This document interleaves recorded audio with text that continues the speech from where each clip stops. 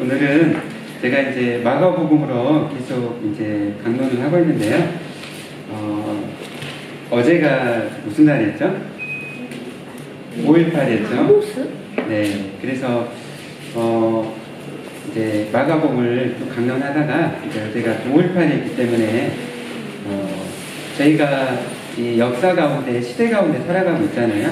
그래서 우리가 이 역사를 또 생각하면서 시간, 이제 오늘은 아모스서 말씀을 가지고 우리가 함께 하나님의 말씀을 우리가 듣기를 원합니다. 네. 아직도 이 땅에는 자신들의 권력을 위해서 정권을 찬탈하고 무고한 시민들을 죽인 자들이 사과하지 않는 자들을 보게 됩니다. 어제 저도 대통령의 그런 이렇게 어제 이제 5.18 모욕에서 이제 그거에 대해서 이렇게 발표하는 내용을 이렇게 들었는데요. 대통령이 진심으로 이렇게 사과하고 또 눈물로 이렇게 말을 하지 못하는 것을 보았습니다. 참 역대 어떤 대통령 중에서 이처럼 이렇게 간절하게 한 대통령이 있었을까 그런 생각이 들었습니다. 그런데 한편에서는 이러한 진실을 또 왜곡하고 정의의 눈을 감고 오직 집단 이기주의에 빠져서 탐욕에 물든 사람들이 이 땅 가운데 정말 많은 것을 보게 됩니다. 어떻게 이럴 수 있을까? 우리는 많은 생각을 하게 됩니다. 우리 대한민국뿐만 아니죠. 여러 나라를 보더라도 과연 사람이 이럴 수 있을까 생각을 하게 되는데 인간이 악하기 때문입니다. 하나님은 사랑의 하나님이시면서 공의의 하나님이십니다. 하나님은 불의에 대해서 반드시 심판하십니다. 죄를 덮고 그냥 넘어가시는 분이 결코 아니십니다. 예수님은 이 땅에 오셔서 하나님의 나라를 시작하시고 제자들로 하여금 말씀 선포와 사랑의 삶을 통해 확장되어 가도록 하셨습니다. 또한 초대교회 성도들은 개인적으로 예수님을 믿었을 뿐만 아니라 공적으로 예수님을 믿고 그리고 많은 박해를 받았습니다. 탐욕과 불의, 성적인 타락과 압제가 가득한 사회가 바로 로마 제국이었습니다. 여러분 로마 제국의 그런 영화들을 많이 보셨는가요? 그 특징은 바로 불의가 가득 찬 사회였습니다. 그런데 그런 제국 가운데 소수의 무리들이 정의와 사랑 그리고 긍휼을 베푸면서 가난한 사람들을 위해서 살아가는 그런 세상과 이렇게 역류하는 그런 모습을 전시를 하였습니다. 이런 모습을 많은 사람들이 보았고 또 로마 사람들도 보았습니다. 그래서 그들의 그러한 모습들을 보면서 그 다른 모습을 보고 예수님을 영접하고 또 황제의 그런 집안 사람들까지도 예수님을 믿게 되었습니다. 교회는 하나님의 나라의 공의와 사랑을 세상에 전시해서 세상의 가치에 맞서는 새로운 사회가 바로 교회입니다.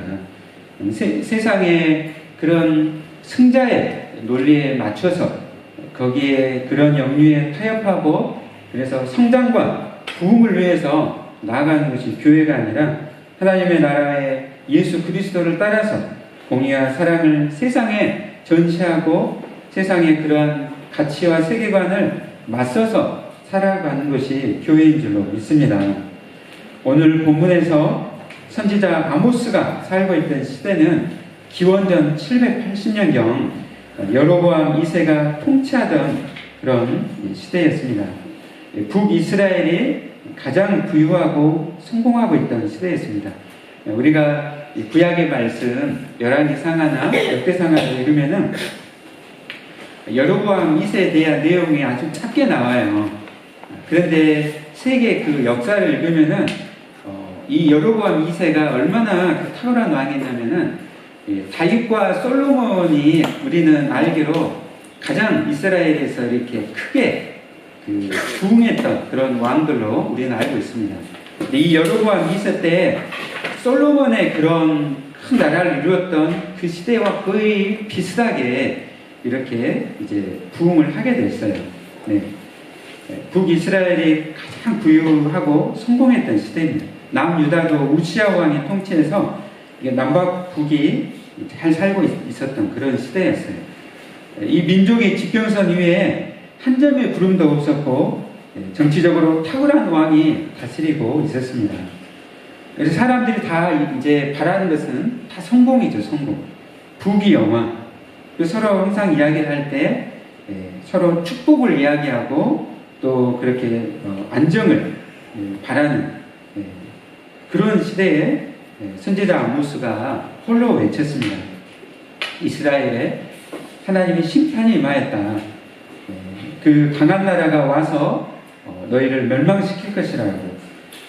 그들은 너무나 나라가 부유하고 평안한 가운데 있는데 그 이야기를 듣고 그들은 굉장히 아모스를 미워했습니다. 그러나 그러한 미움과 또 그런 것에도 아랑곳하지 않고 아모스는 계속 외쳤습니다. 그리고 그들에게 너희는 나를 찾으라 그리하면 살리라는 하나님의 말씀을 선포를 하였습니다. 우리 5장 6절 7절 말씀 함께 읽어볼까요? 5장 6절 7절 말씀. 네, 우리 김주한 어린이가 한번 읽어주세요. 아모스서 5장 6절 7절 말씀. 너희는 여호와를 찾으라 그리하면 살리라. 그렇지 않으면 그가 불같이 요셉의 집에 임하여 멸하시리니 베델에서 그 불들을 끌 자가 없으리라. 정의를 쓴 쑥으로 바꾸어 공의를 땅에 던진 자들아. 네, 아멘. 네, 계속 하나님의 심판의 메시지를 선포하면서 그 가운데 계속 여호와를 찾으라 그리하면 살리라라고 살 수 있는 길을 계속적으로 지시를 하고 계세요. 심판의 메시지를 주시면서 국민을 풍성하신 하나님께서 여호와를 찾으라고 말씀을 하세요. 근데 그 사는 길은 어떤 길인가 구체적으로 7절 말씀에서 정의를 쓴 쑥으로 바꾸며 공의를 땅에 던진 자들아. 정의와 공의를 흐르게 하는 것, 이루는 것이 바로 사는 길이라는 것을 이렇게 말씀을 하셨습니다. 이스라엘은 예배를 화려하게 드렸어요. 그 삶 속에서 그들은 하나님을 예배드리면서 동시에 다른 신을 섬기며 살았습니다. 아모스서 4장 4절을 보면은 또 앞에 볼까요? 아모스서 4장 4절 말씀. 너희는 베델에 가서 범죄하며 길갈에 가서 죄를 더하며 아침마다 너희 희생을 3일마다 너희 11조를 드리며 5절에 누군 넣은 것을 불사가 순죄로 드리며 낙헌 죄를 소리내어 선포하려구나. 이렇게 이스라엘은 아침마다 예배를 드리고 3일마다 11조를 드렸어요. 우리 11조 한 달에 한 번씩 드리잖아요. 이스라엘은 3일마다 한 번씩 드리는 거예요. 매일마다 예배를 드리고 제사를 드리고 그 성전에서 수많은 동물과 양들을 소를 잡아가지고 예배를 드리는 거예요. 6장 말씀 보면은 그들이 얼마나 절기와 성회와 번제, 소제, 화목제에 또 얼마나 열정적인 찬양과 예배를 드렸는지 볼 수가 있습니다. 그러나 오늘 하나님 말씀하시잖아요. 너희들이 예배를 얼마나 정성껏 드리는가, 얼마나 많이 드리냐가 중요한 것이 아니다. 중요한 것은 너희가 하나님을 찾고 하나님을 마음을 다하고 성품을 다하여 사랑하는가, 그리고 마음을 다하여 이웃을 사랑하는가. 미가서 6장 8절에서 이렇게 말씀합니다. 여호와께서 내게 구하시는 것은 오직 정의를 행하며 인자를 사랑하며 겸손하게 내 하나님과 함께 행하는 것이 아니냐. 그러니까 너희가 지금 수많은 동물을 잡고 너희가 이렇게 열정으로 예배를 드리지만 그것이 중요한 것이 아니다. 너희들의 마음이 어디에 있느냐. 하나님을 사랑하고 이웃을 사랑하는 가운데 너희가 있느냐. 너희가 진정 하나님과 함께 행하고 있느냐, 이것이 진정한 예배다라는 것을 말씀을 하고 계십니다. 그렇다면 성경에서 말하는 공의와 정의는 무슨 뜻일까요? 오늘 읽었지만 아모스서 5장 15절 말씀 우리가 읽으실까요? 우리 해강행자님이 읽어주시네요. 5장 15절 말씀. 너희는 악을 미워하고 선을 사랑하며 소문에서 정의를 세울지어다. 만국의 하나님 여호와께서 혹시 요셉의 남자를 불쌍히 여기십니다. 아멘. 그리고 24절 말씀 읽어주시네요. 오직 정의를 물같이 공의를 마르지 않는 강같이 흐르게 할지어다. 아멘. 이 구약에서 얼마나 공의와 정의에서 하나님께 강조하시는지 너무너무 이 공의와 정의에 대해서 말씀 많이 하세요. 여러분 뭐 창세기나 레위기나 율법에서도 얼마나 많이 이렇게 강조하시는지 특별히 이 공의는 히브리어로 미시파트라는 거예요. 미시파트. 재판하다는 뜻이에요. 재판하다. 또 정의는 히브리어로 체데카입니다. 그리고 체데카라는 것은 올바르게 판결하다, 공정하게 판결하다는 뜻이죠. 그러니까 하나님께서 올바르게 여시는 일이 공의입니다. 전도사님 슬라이드 좀 보여주실래요?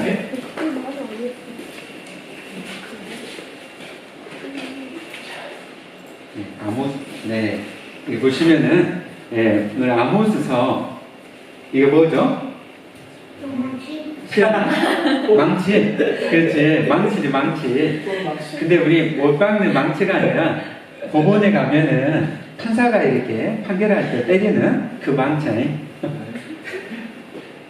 다음. 보시면요. 법을 공부하는 제도 있어요. 법을 공부할 때 항상 이것부터 시작하잖아요. 그렇죠? 이 그림 너무 유명하잖아요. 그렇죠? 법은 이렇게 공평하게 하는 거죠. 이 거울처럼. 그러니까 뭐 가난한 사람의 편에 쓴다든지 부자의 편에 쓴다든지 아니면 뭐 직업이나 또 어떤 인종이나 종교나 어떤 거에 상관없이 공정하게 해야 된다는 거예요. 공평하게 해야 된다. 한쪽 기울었는가요? 이쪽이 조금 기울었네. 이 기울으면 안 되는 조한이가 너무 예리해가지고. 그래서 이 공의를 물같이 정의를 하수같이 흐리라고 말씀하셨어요. 여러분 그 세계에서 가장 오래된 법전이 뭐예요? 하무라비. 다 모를 줄 알았는데. 하무라비 법전. 하무라비 법전에서 이 공평에 대해서 이야기를 하잖아요. 기원전 한 2500년 정도 만들어졌는데, 근데 이 하무라비 법전에 보면은 이해는 이 이야기를 해요. 이해는 이 이렇게 이야기를 하는데 이제 그 뒤에 이제 이 성경 십계명이 나오잖아요. 십계명은 이제 기원전 한 1500년대에 하나님께서 이렇게 말씀하시 기록을 하게 하시는데 이 하무라비 법전을 훨씬 뛰어넘는 말씀이었어요. 공의였어요.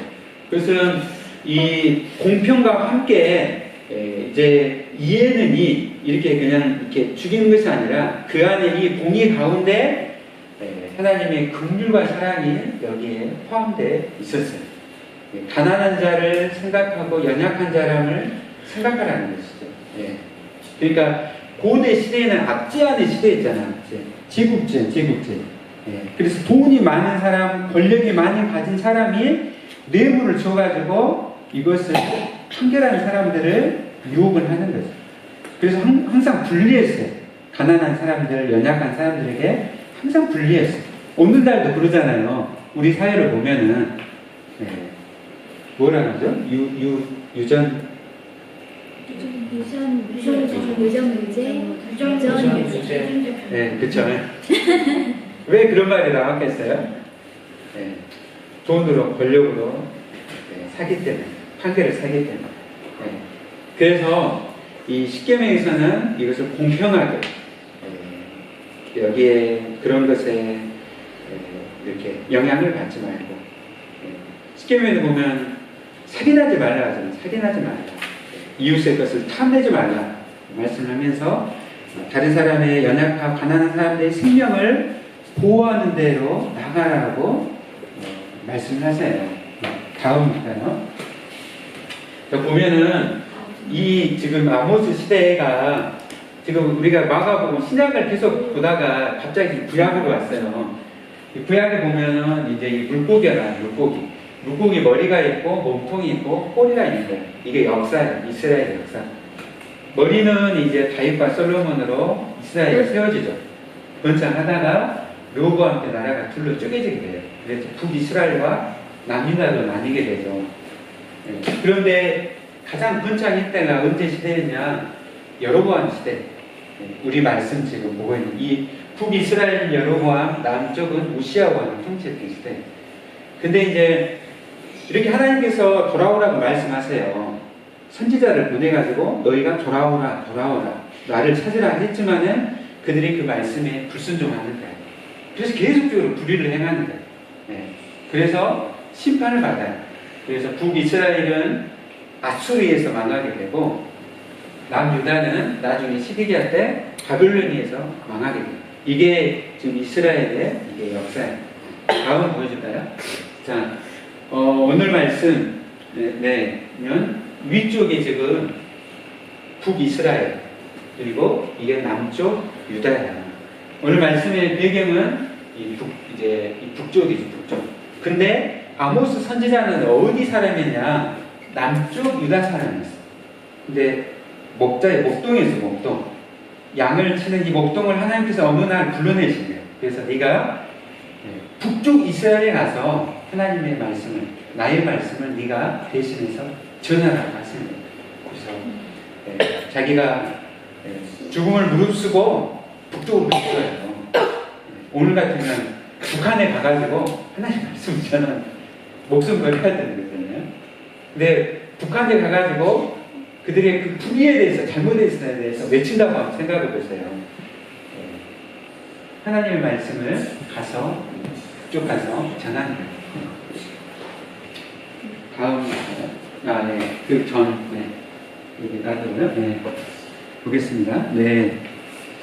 그래서 지금 공의에 대해서 정의가 무엇인지에 대해서 이제 말씀을 하고 배경을 좀 봤는데요.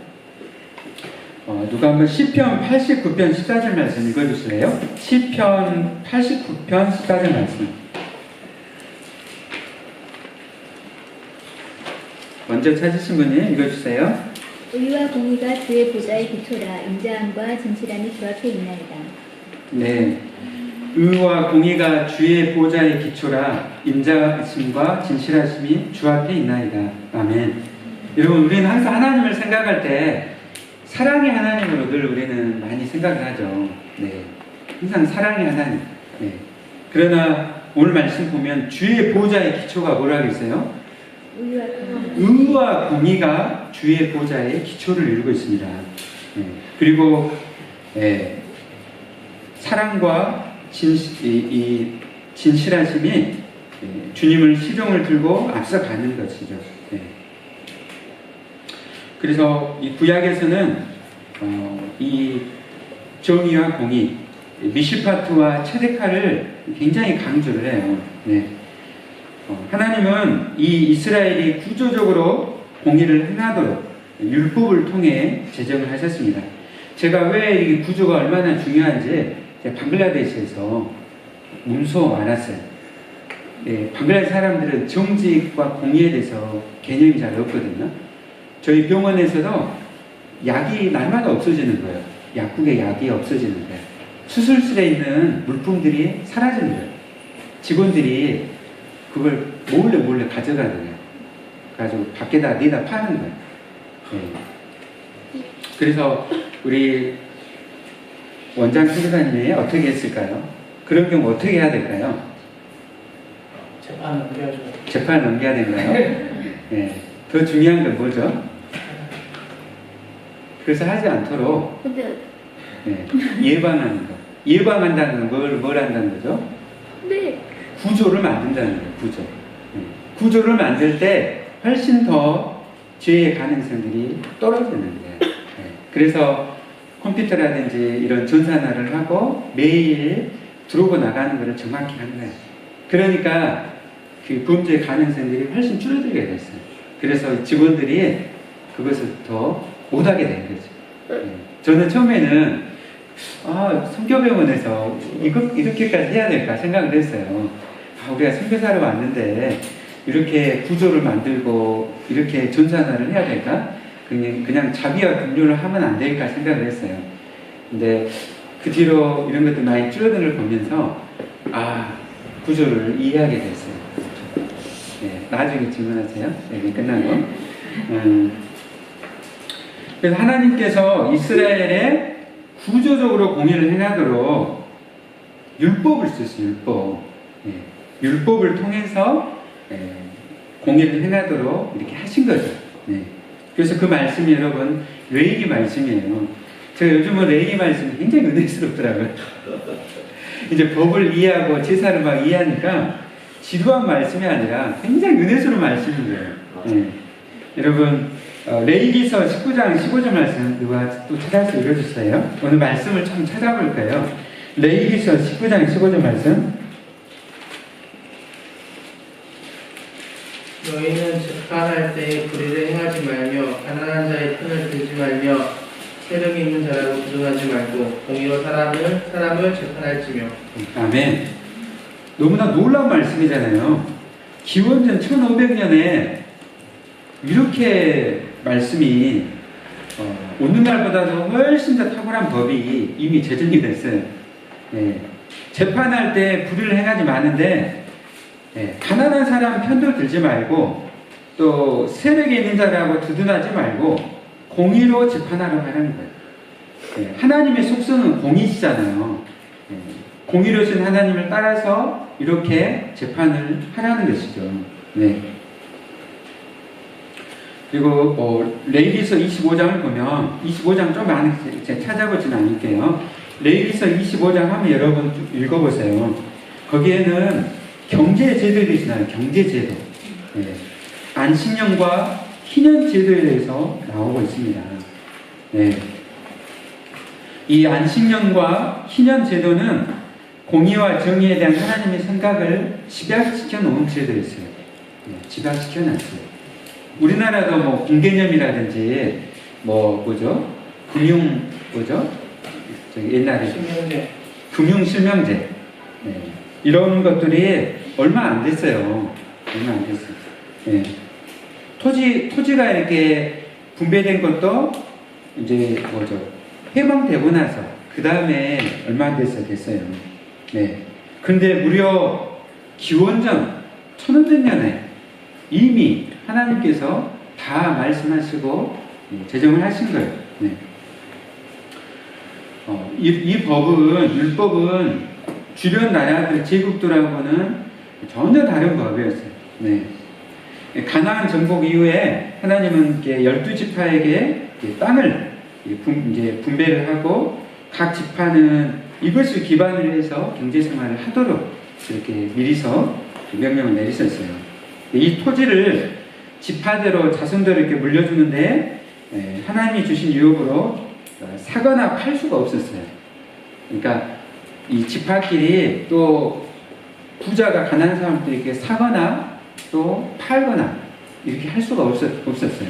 왜냐하면은 토지의 소유는 하나님이셨고 이스라엘은 하나님의 청지였기 때문입니다.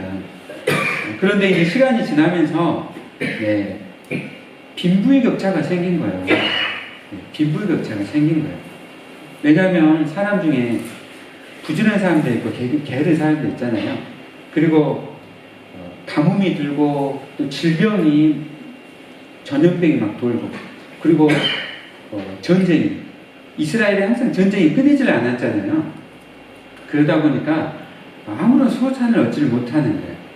그래서 이제 친척한테는 잠깐 이렇게 팔 수가 있었거든요. 같은 지파이지만은 친척들한테는 팔 수가 있었어요. 그런데 이제 친척들이 어느 정도 시간 지나면 다시 돌려줘야 됐어요. 그래서 샀다 하더라고요. 근데 이제 욕심을 갖고 그것을 이제 계속 가지고 있어버리는 거예요.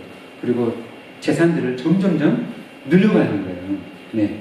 그래서 어쩔 수 없이 이제 몸을 팔고 종이 되는 거예요. 네. 그래서 이런 것들을 더 이제 예방하기 위해서 희년제도가 있었던 희년제도는 7년이 7번 돌아가는 50년에는 무조건 누가 종이든 누가 이렇게 땅을 팔고 샀든지 간에 다 돌려줘야 되는 거예요. 다 돌려. 50년이 되면은 무조건 원상복귀가 되는 거예요. 무조건. 오늘 같은 우리 상상할 수도 없죠. 그렇잖아요. 저 뭐 명동 땅, 뭐 수천억 되는 땅을 무조건 돌려줘야 되는 거예요. 네. 이 희년제도는 하나님의 정의를 세상 가운데 보여주는 법이었어요. 안식년은 어떤가요? 7년이 되면은 토지를 무조건 쉬게 했어요. 6년간 이렇게 가꾸고 재배를 하다가 7년이 되면은 무조건 땅을 갖다가 이렇게 쉬게 하는 거예요. 그래서 그 땅에서 맺힌 열매들은 고아나 과부와 나그네들이 그냥 자유로 먹을 수 있게 해줬어요. 그리고 이렇게 이삭은 또 주인이 못 먹게 했잖아요. 다른 가난한 사람 나그네들이 이삭을 주워갈 수 있도록 그냥 했어요. 이렇게 안식년과 희년은 가난한 사람들을 위해서 영구적인 가난에 대한 구체적으로 하나님 정해주신 정의와 공의의 제도였어요. 너무나 율법을 보면 하나님이 얼마나 공의로우신 하나님이신가, 그 공의 가운데 얼마나 가난하고 연약한 사람들을 친구가 되어주시는 하나님이신가를 우리가 볼 수가 있습니다. 우리 그 다음 슬라이드 보여주실래요?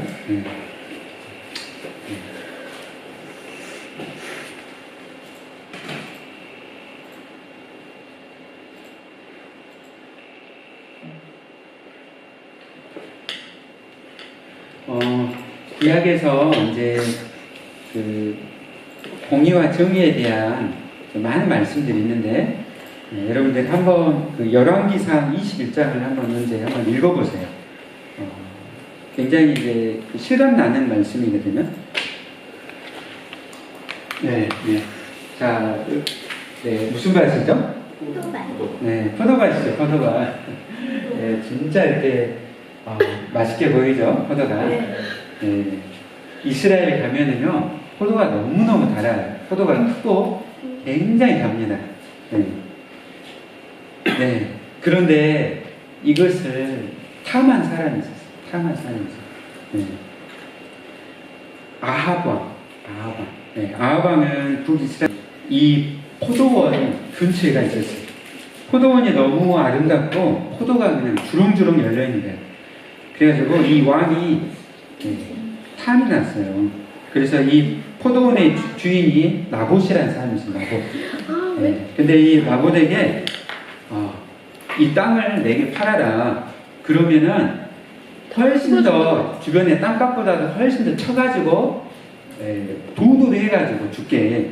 땅을 준다고. 그리고 다른 포도원을 주겠다라고 이야기를 하는 거예요. 그냥 사람들 같으면 설계를 할 수가 있죠. 그러나 이 나봇은 왕의 명령보다도 더 중요한 게 하나님의 말씀이었어요. 아까 우리 율법, 레위기 25장에서 지금 서로 지파가 달랐던 것 같아요. 그래서 지파가 다르면은 팔 수가 없었어요. 그래서 하나님의 말씀에 팔지 말라 했기 때문에 내가 팔 수 없습니다. 그렇게 한 거예요. 이 아합왕은 마음에 근심이 생겼어요. 내가 왕인데, 그리고 이 포도원이 너무 탐스럽거든요. 너무 탐스러워. 날마다 왕궁에서 보는데 이 포도원이 보이는 거예요. 이거를 가지고 싶은 거예요. 이 포도원을 가지고 싶은 거예요. 그래서 날마다 걱정에 근심에 잠을 못 이뤘어요. 그래서 그의 안에 있던 이세벨에게 이야기를 하는, 이세벨에게 자기 근심을 이야기하는 거죠. 그래서 이 이세벨은 당신이 왕인데 무슨 걱정이냐. 그래서 걱정하지 마라. 내가 알아서 하겠다 하는 거죠.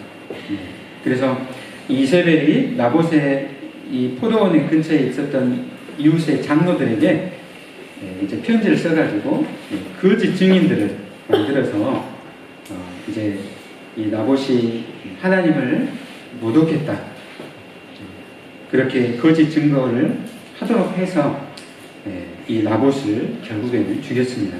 이 나봇을 죽이고 이 포도원을 강제로 빼앗았어요.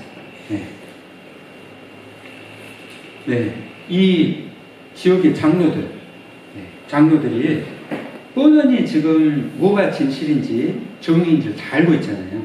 그럼에도 권력이 무서워서 두려워서 거짓 증인들을 세운 거죠. 그래가지고 이 사람을, 이 나봇을 죽였습니다. 네. 하나님의 공의, 지금 여러분 땅을 이렇게 팔지 못하게 하는 거, 하나님의 이 안에 얼마나 큰 하나님의 공의와 사랑이 있잖아요. 그럼에도 이렇게 거짓 증인을 세워서 사람을 죽였습니다. 하나님은 공의로우신 하나님이십니다. 어제가 5.18이었죠. 똑같더라고요. 제가 역사는 반복되기 때문에 저는 굉장히 역사를 많이 이렇게 살피려고 많은 노력을 하고 있어요. 우리나라 역사도 해방 후에 보니까 이승만 정권 때나 박정희 정권 때나 또 전두환 정권 때나 계속 역사가 반복됐더라고요. 그리고 이 열왕기상 21장의 역사가 계속 반복되더라고요. 제주도의 사상 사건이라든지 5.16 쿠데타라든지 또 5.18이라든지 안타깝게도 우리나라 역사에서 계속 반복됐어요. 이게. 이 탐욕 때문에 찬탈을 하고, 그리고 그 가운데 이제 거짓 증인들을 세워가지고 나라를 한 거죠. 그래서 거기에 아부하는 사람들, 이 장로들이 아부를 한 거잖아요. 아부를 했어요. 눈을 감았어요. 정의에 대해서 눈을 감고, 그래서 이 아하방이 통치를 한 거죠. 이 장로들은 제가 보니까 교회가 눈을 감았어요. 그리고 초창교회 기도회라고요. 한국 교회가 이 독재자들을 위해서 초창 기도를 계속 해줬어요. 그들의 정권들을 인정을 해준 것이죠. 정의에 대해서 눈을 감았어요. 물론 소수의 목사님들, 교회들은 감옥에도 가고 불의에 맞섰어요. 그 다음 사진 보실까요? 여기가 5.18 사진이죠. 우리는 이 역사를 보면서 우리가 남의 이야기가 아니라 정의에 대해서 우리가 생각하고 또 교회들의 그런 잘못을 나의 죄로 여기고 우리가 회개해야 될 줄로 믿습니다. 느헤미야가 조상의 죄를 대신해서 자기가 내 죄라고 고백하면서 금식하면서 회개하잖아요.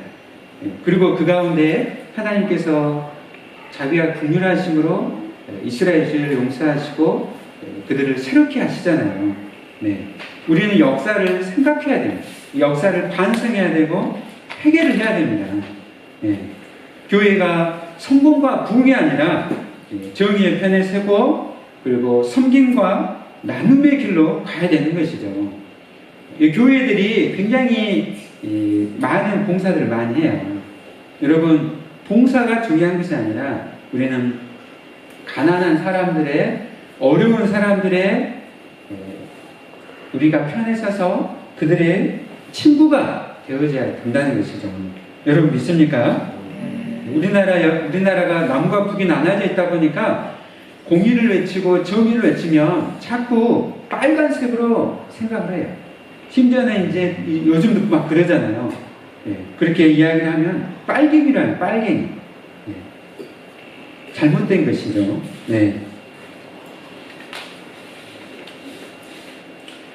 성경에서 말하는 정의는 여러분 구약과 신약이 다르질 않아요. 다르질 않습니다. 예수님도 얼마나 공의와 정의에 대해서 우리에게 많은 말씀을 하셨어요. 구약에서 하나님께서 우리에게 말씀하실 뿐만 아니라 신약에서도 예수님께서 우리에게 말씀을 하셨어요. 네. 그리고 이 정의는 긍휼과 사랑에 기초한 정의라는 것입니다. 여러분, 정의라는 것은 내가 옳다고 생각하는 것을 무조건적으로 모든 사람에게 강요하고 제도화하고 가차없는 심판과 정죄를 내는 것이 정의라는 겁니다. 우리 역사 속에서 프랑스 혁명 보면은 그들이 혁명을 이루면 시민혁명을 하면서 수많은 사람들을 죽여요. 왕가부터 해가지고 반대하는 사람들은 무차별하게 다 이렇게 죽였죠. 그게 정의가 아닌 것이죠. 정의를 외치는 분들을 보면 무서울 때가 많아요. 자신은 옳고 상대방은 다 틀린 것처럼 보입니다. 인간의 본성에는 늘 좋은 평판, 칭찬 등 자기 중심적인 사고 방식이 자리를 잡고 있어요. 그러나 우리는 교회는 그리스도인들은 하나님의 아름다우심을 경험한 사람들입니다. 그렇기 때문에 자기 주장으로 자기 의를 내세울 수가 없는 것이죠. 제가 전에 외국인 근로자들을 위해서 무료로 건강센터를 세웠어요. 제가 운동권 사람들하고도 같이 일을 했어요. 근데 운동권 하시는 분들의 특징이 뭐냐면 자기의예요. 자기의. 자기의가 너무 강해요. 우리는 우리의 부족함을, 우리의 연약함을, 우리가 얼마나 큰 죄인이라는 것을 우리가 인정을 해야 됩니다. 그럴 때 우리가 자기의를 내세울 수가 없는 것이죠. 하나님의 아름다움을 경험한 그리스도인들이 남을 위해 희생하고 자기 생명까지도 아낌없이 드리는 것입니다. 하나님의 은혜를 힘입고 우리가 자기를 부인하고 자기 의가 아니라 자기를 부인하고 주님을 따라갈 때 그곳에 하나님의 나라의 공의와 정의가 이루어지는 줄로 믿습니다. 네. 하나님은 고아와 과부와 나그네를 사랑하시는 하나님이세요. 여러분 믿습니까? 네. 얼마나 이 말씀이 구약 신약까지 많이 나오는지 우리 구약에서 많이 나오니까 신약에서 한번 야고보서 1장 야고보서 히브리서 다음이죠. 야고보서 1장 27절 말씀을 누가 읽어주실까요? 야고보서 1장 27절 말씀. 하나님 아버지 앞에 정결하고 더러움이 없는 경건은 곧 고아와 과부를 그 환난 중에 돌보고 또 자기를 지켜 세속에 물들지 아니하는 그것이니라. 아멘. 아멘. 네. 예수님께서는 우리에게 전도하고 선교하라고만 말씀하지 않으셨어요. 네 가까운 이웃부터 사랑하고 섬겨라. 선한 사마리아인 비유를 말씀하셨잖아요. 강도 많은 사람들을 유대인들은 침을 안 하는 거예요. 그런데 다른 민족이든 사마리아인이 와서 붙여주는 것이죠. 네. 우리가 먼 나라 선교를 하면서 가까운 이웃들을 살피질 않아요. 예수님 말씀하셨어요. 너의 가까운 이웃, 고아와 과부를 그 환난 중에 돌보라. 네.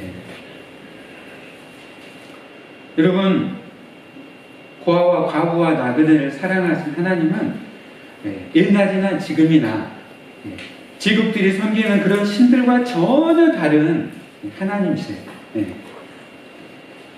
지국과 세상의 신들은 하나같이 소액의 증이 아니라 왕이나 제사장, 장군처럼 당대의 엘리트를 통해 능력을 행사했어요. 여러분 그리스나 로마 신화 또 이때 당시에 메소포타미아나 애굽의 그런 신화나 그런 것들을 한번 읽어보세요. 네. 그러나 하나님은 고아와 과부, 나그네의 하나님이셨습니다. 네. 이 말씀을 읽었을 이 이스라엘이나 얼마나 그 충격을 받았을지. 네. 이 이스라엘이 400년 동안 애굽에서 노예 생활을 했잖아요. 압제 가운데 있었잖아요. 근데 시내산에 불러가지고 하나님이 이 말씀을 율법의 말씀을 내리 말씀하시는 거예요. 네. 얼마나 그들이 이렇게 충격을 받았을까요? 하나님은 우리 하나님은 고아와 과부의 나그네 하나님이시구나. 네.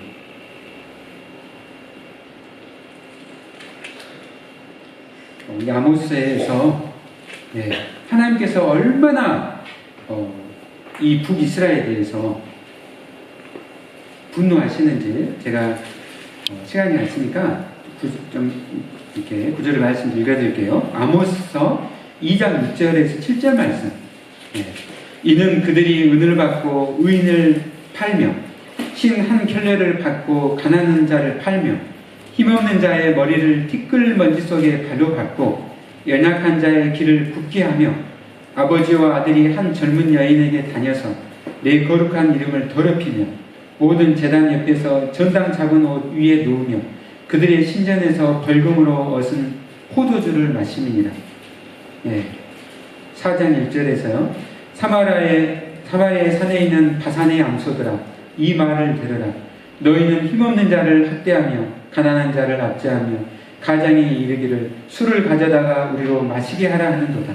5장 11절 너희가 힘없는 자를 밟고 그에게서 미래의 부당한 세를 거두었은즉 12절에서요. 너희의 허물이 많고 죄악이 무거움을 내가 아노라. 너희는 의인을 학대하며 뇌물을 받고 성문에서 가난한 자를 억울하게 하는 자로다. 아모스에서 여러 종류의 지금 불의에 대해서 지금 언급을 하고 있어요. 여러 가지로. 우리가 늘 살펴야 될 줄로 믿습니다. 제가 병원에 있었으니까 우리 각 사회마다 우리 뭐 법조계면 법조계, 경제면 경제계, 정치면 정치, 교육이면 교육, 또 제가 있었던 의료계 얼마나 많은 리베이트가 있었는지. 그래서 우리가 늘 성의를 생각할 때 과부와 나그네 가난한 자들을 우리가 살피고 우리가 그들의 친구가 되어야 될 줄로 믿습니다. 우리 분열교회가 정말 이 과부와 고아와 나그네와 이런 분들의 우리가 친구가 되는 교회가 되기를 원합니다.